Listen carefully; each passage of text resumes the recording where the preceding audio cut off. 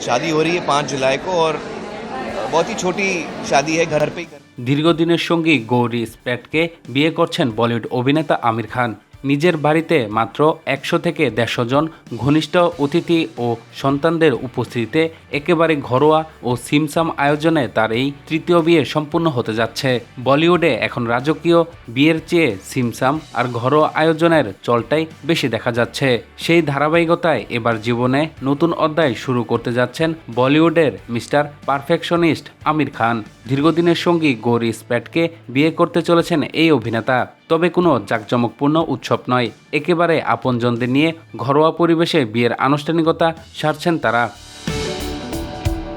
গত বৃহস্পতিবার নিজের নতুন সিরিজ প্রীতম অ্যান্ড পেড্রোর প্রচারণায় এসে সাংবাদিকদের কাছে বিয়ের খবরটি নিজেই নিশ্চিত করেন 61 বছর বয়সী এই তারকা। আমির খান বলেন, 5 জুলাই আমাদের বিয়ে, একেবারে ছোট পরিসরে নিজের বাড়িতে আয়োজন করা হয়েছে। দিনটি আমাদের জন্য খুবই বিশেষ। 2 পরিবারের সদস্য এবং কয়েকজন ঘনিষ্ঠ বন্ধু উপস্থিত থাকবেন। আমরা খুব সীমিত পরিসরে উদযাপন করতে চাই। সবাই আমাদের জন্য দোয়া করবেন, আশীর্বাদ করবেন যেন আমরা সুখে থাকতে পারি এবং জীবনের নতুন পথ চলা সুন্দর হয়। ভারতীয় গণমাধ্যমের তথ্য অনুযায়ী আমিরের এই বিয়ের অনুষ্ঠানে আমন্ত্রিত অতিথির সংখ্যা খুবই সীমিত, মাত্র 100 থেকে 150 জন। অতিথির তালিকায় 2 পরিবারের সদস্য ছাড়াও স্থান পেয়েছেন আমিরের সন্তানরা এবং চলচ্চিত্র অঙ্গনে তার অত্যন্ত ঘনিষ্ঠ কয়েকজন সহকর্মী, যার মধ্যে রয়েছেন পরিচালক আশুতোষ ও রাজকুমার হিরানি।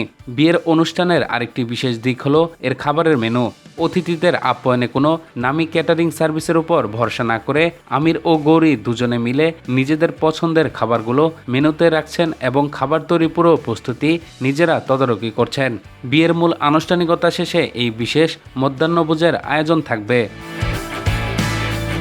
উল্লেখ্য, এটি আমির খানের তৃতীয় বিয়ে। এর আগে তিনি রীনা দত্তকে বিয়ে করেছিলেন, যার সঙ্গে তার 2 সন্তান জুনায়েদ ও ইরা খান রয়েছেন।